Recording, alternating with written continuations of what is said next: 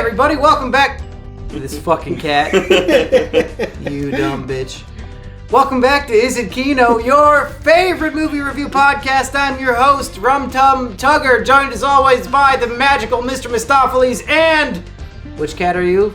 Well, listen, I like to tug some rum, but I don't plug a bum. You know what it is. It's your boy, Big Yoke, down with the folk. I'm talking about the people that like to watch movies. Yes, sir. You're not one of the cats from Cats? Well, I get mistaken as one as I walk around town from time to time, but what I have to tell people is that the people in the movie don't usually look like that. A couple of them do when you look at them, but most of them don't. Most of it was special effects, so, yeah. Well, we went and saw the new Ryan Reynolds movie, Free Guy, and I've got to say, boys, 4 words.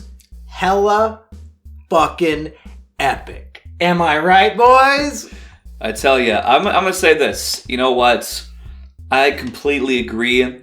I think that the movie is going to maybe not age so well, but watching it in theaters with so many epic gamer references that still hold up right now while it's releasing in theaters, it was definitely very epic indeed. Now, do you say it might not hold up because it features some actual famous Twitch streamers who may or may not end up, with rape allegations or like saying the N-word on a bridge or any number of things? Well, I do believe so, and I also think that, I guess, I'm not sure at this point, with live streaming and all of those things becoming so integrated into our culture, maybe people will actually know who those live streamers are in like 20 years from now. I mean, if they do... I didn't know who most of them were today. Well, I recognized Jacksepticeye, yes. Pokimane, not because I've watched her, but because fuckers like you keep simping for her on Twitter. And who else is in there? Well, I want to say one thing too. A couple of them, for whatever reason, had their channels on YouTube showing in these clips, because this is, So the plot, if you don't know, is basically about this video game. It's a very popular video game, and there's a guy... It's like GTA Online. Yeah, it's like Grand Theft Auto. I remarked that it just resembled a day in Chicago, Illinois, and not actually a video game at all. You've got like helicopters flying around shooting missiles and guns at people, and just the cops are getting exploded all over.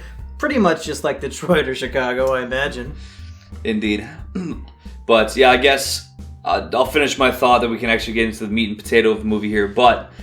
Yeah, the fact that it's like, including their channel name, including like the YouTube UI, it's showing like a video that's already been published, but then there's like a live chat, even though it didn't seem to be a premiere. I don't know. Me just being a YouTuber, there was some of it that like they were really trying to really incorporate realistic aspects of how this big video game adventure would be unfolding through the public eye. But I think, honestly, they probably would have been better off just having a couple random actors, fill in for the void instead of having like 6 or 7 or 8 different jump cuts between here's this Twitch streamer and this YouTuber and this Twitch streamer and this YouTuber. You didn't like hearing Pokimane explain how she wants to fuck Ryan Reynolds as a cartoon? I mean, I'm just saying that it seemed to me more of a like... a dangling of like a something in front of people's attention to get them to watch the movie right now versus something that might have some just like a solid plot point for continuity throughout the ages. So that says to me that maybe the people behind the movie, like Ryan Reynolds, who was one of the producers, they might be thinking that it's just a of the moment film instead of something that's really going to stand the test of time. But yeah, and Ryan Reynolds is really into that kind of like online YouTube shit. I know he collaborated with Andy Signore a few times on some honest trailers, so I guess he wanted to make the movie a little more bringing in the kids, and because he knows all about that internet YouTube shit, whereas I imagine the Fox executives who started making the movie probably had no fucking clue they're gonna throw fucking like Fred into the movie or something. Oh no.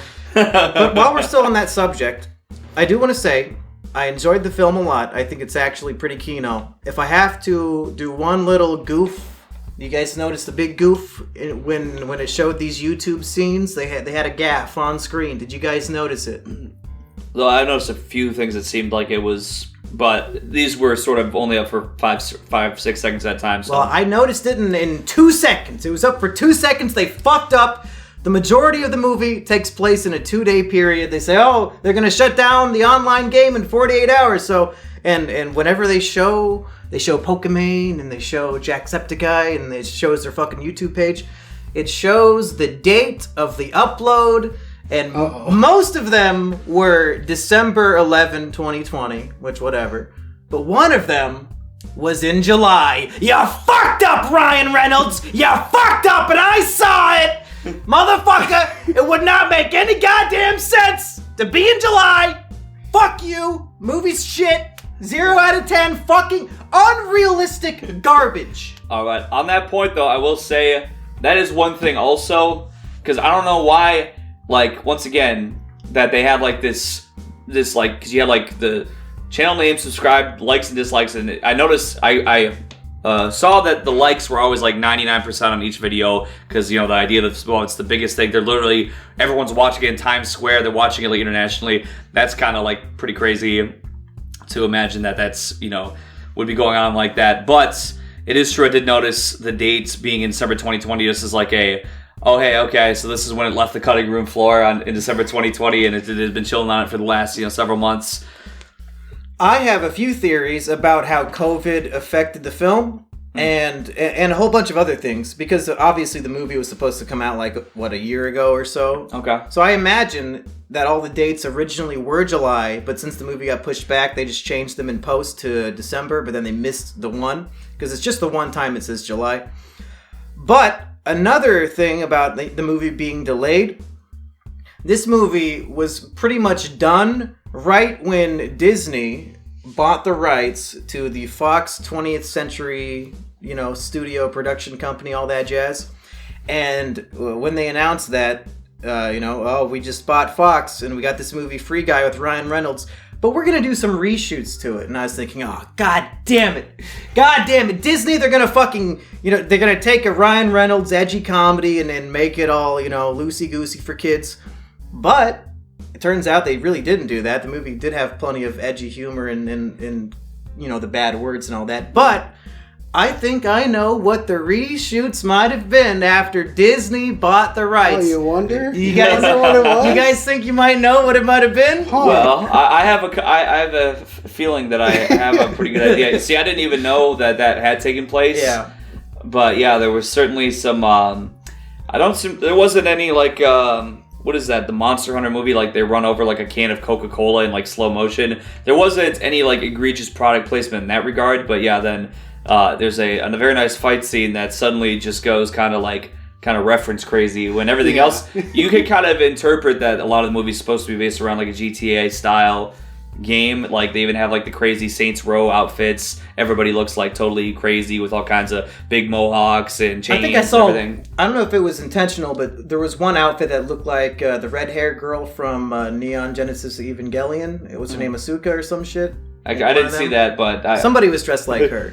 Does Fox or Disney own the rights to the dub maybe now? Maybe not to the costume, but what we're hinting at is that in the final fight with Ryan Reynolds against, you know, you don't need to know who this final boss is, you know, spoilers. But he uses a superpower where he pulls out Captain America's shield to block an attack.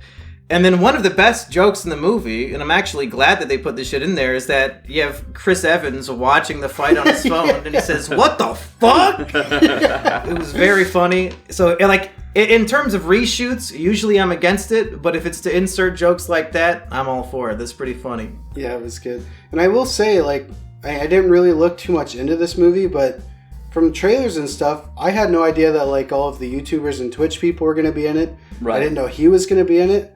So that was honestly all surprises to me that I liked, and definitely when they threw in... Do we have an Isabel cameo?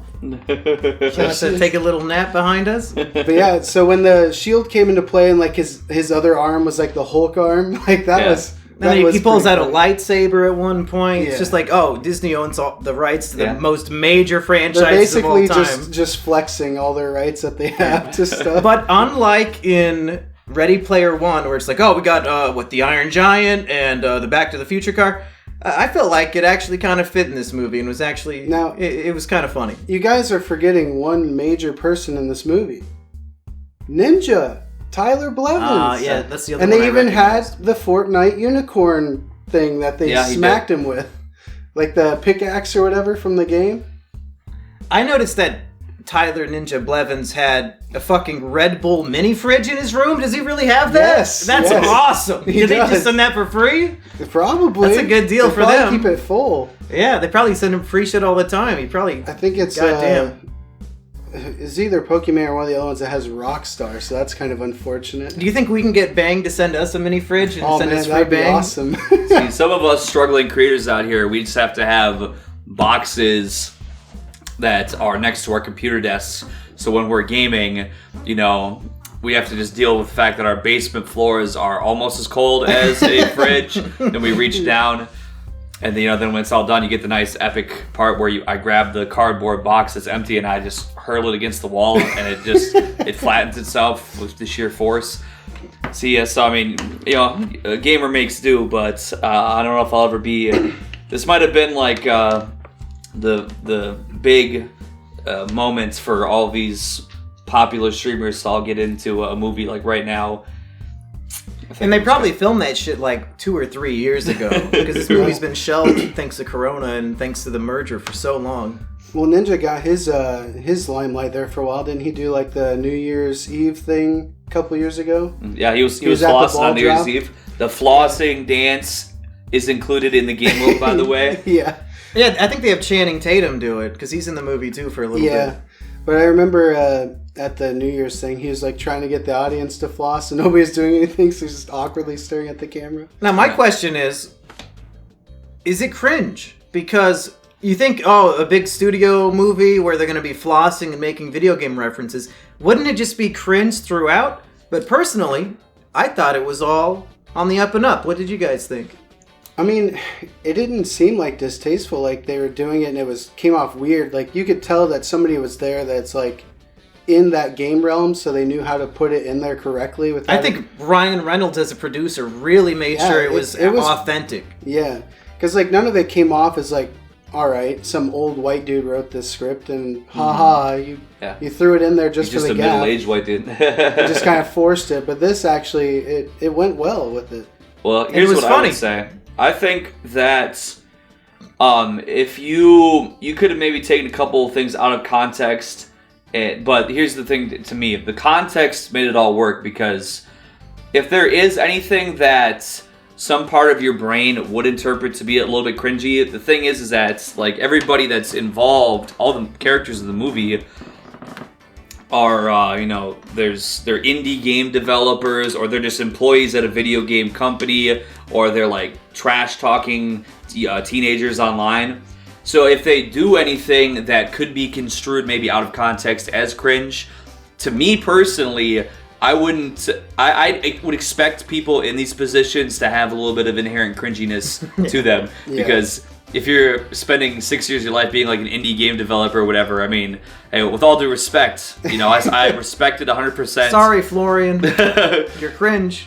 But sometimes, I've been around the block in some of these areas, and sometimes you just have a guy who, so they're true to form. They were true to form. There's certain behaviors that you would expect from people in the field. So yeah, and even when they did throw in like the really cringy stuff with the player of the Channing Tatum character, like he's yelling at his mom to stop vacuuming while he's streaming. I didn't find that cringy. I thought that stuff was funny too. That was like intentionally cringy. Like the whole audience is like, oh man, this guy is so gross. Like, oh man, he's like, Mom, don't touch that sock. You're gonna be like, you have to go to therapy. Yeah, you're gonna be in therapy for the rest. Like that.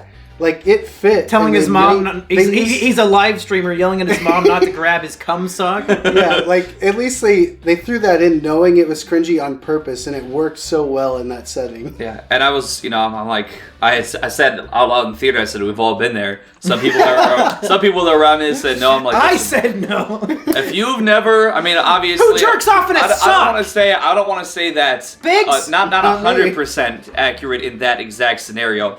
But, if you're somebody who, let's say, just going to toss out just a theoretical scenario. Let's say you live stream in a basement somewhere. Let's say your name's Omelet Man.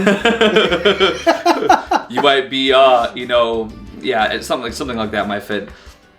and you're out there, and and you're maybe dancing around without being fully clothed, and maybe you're breaking things over your head, and somebody walks in the room while you're doing your live stream, you might have that reaction to want to like leap away from the camera and try to help them not have to witness any more of the depravity that is currently ensuing in hopes of becoming a successful, let's say, movie review podcaster at some point in your life.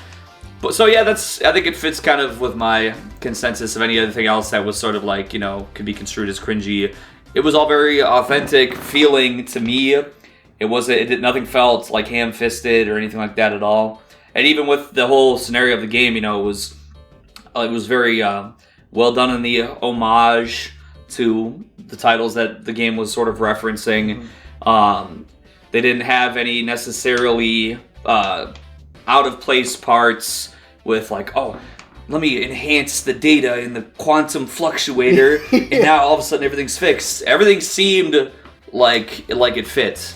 Yeah, if anything, like we've been saying, the movie felt authentic. And you think of other video game-esque movies like Adam Sandler's Pixels movie.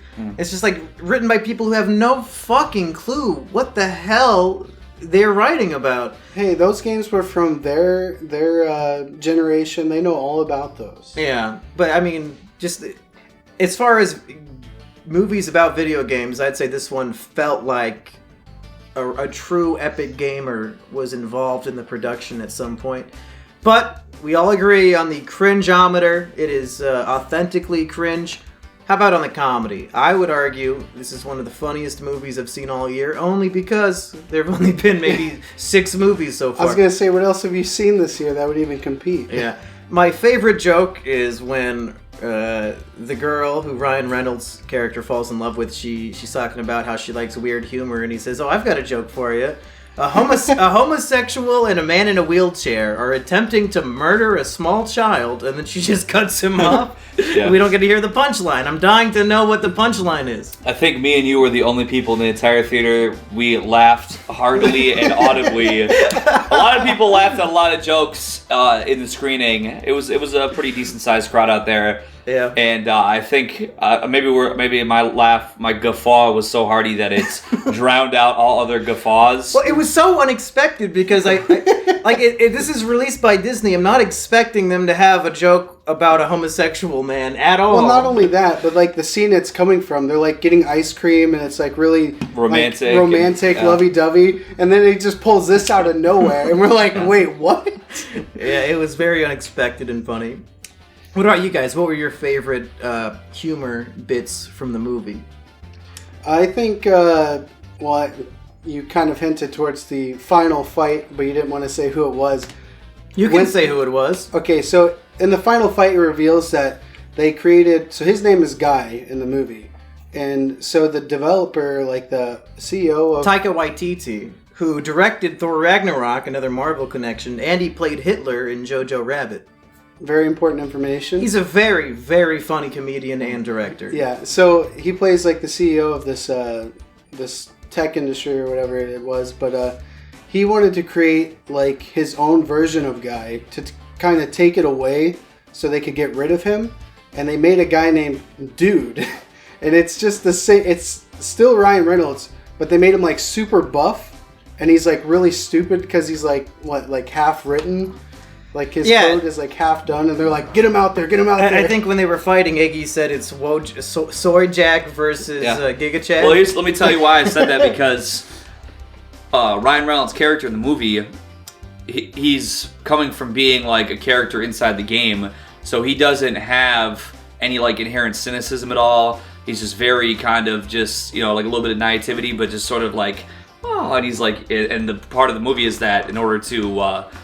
basically break out of his AI that he was in, he had to wear glasses. So he's like walking around with glasses. He's like this, and he's just like, he was skipping through flowers or whatever. He's kind of like, and then you have his Giga Chad version that has like a shirt tattooed on his chest, and he just like pulls up and just like grabs him and just like throws him like that.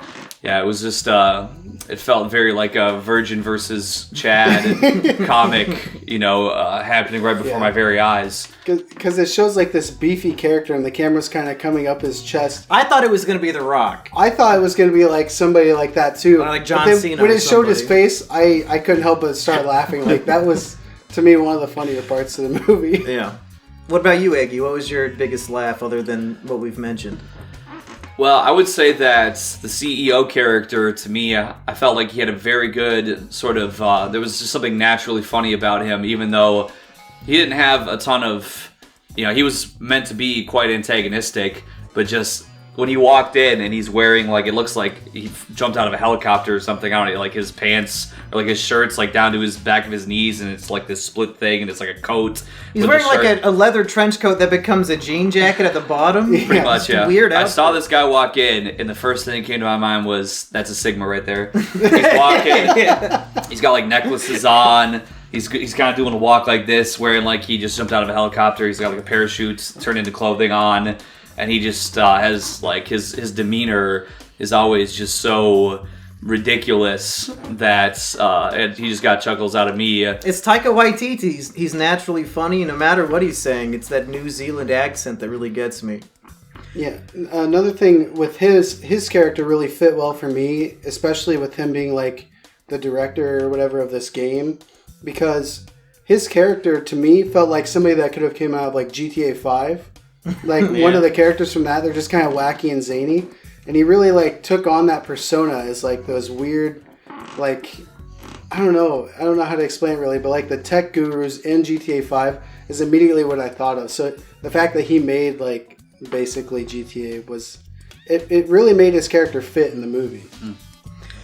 I think we haven't really talked enough about, why somebody might want to go see this. And the comparison I would make is that this movie is really similar to a lot of movies that I already like. There was a lot of Truman Show in this movie. There was a lot of Groundhog Day. He keeps, getting killed and waking up in bed, and it's like resetting the day. It's basically the Lego Movie, but live action. It's favorably comparable to other things that I already like. And it's not like they took Groundhog Day and ruined it like a bunch of other movies have. They did the same thing, but it was funny. I don't know. What do you guys think? Yeah, I would say that. Another funny thing to me, because initially when I saw the trailer, I was like, this is going to be a fun movie, whatever.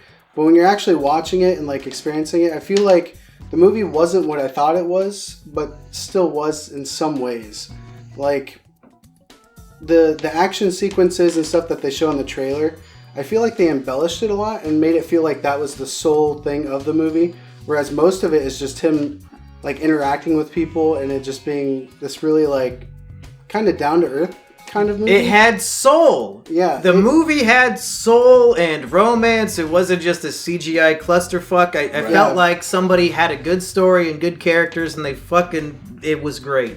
Yeah. Here's what I'll say to anybody. Say it better than I did. Anybody that's on the fence, this is what, if I had to give a summation of what this film is and why I think it was enjoyable, it's basically a Grand Theft Auto character that walks down the street, has now become sentient in GTA Online, and starts working his way up based on a reason that you find out a little bit later on. There's they wrap it all together well. It's written well. The references are accurate. It's got a good accuracy and good direction, and it all comes together well. And it's an interesting concept that if you just told me, "Hey, you want to watch a movie where a Grand Theft Auto character or NPC walking down the street all of a sudden becomes sentient and does all this stuff," even without all the Hollywood glitz and glamour, I would be like, "That sounds interesting," and yes, it is, and so I like it. So 3 kinos around the horn. Yeah. Hey, I guess it's kino. Any final thoughts? I feel like Biggs is gonna do the classic double thumbs up. Biggs gives it 2 thumbs up. It's as good as hitting your friend in the nuts. Motherfucker. For the OGs out there, we do it Josh Ben style.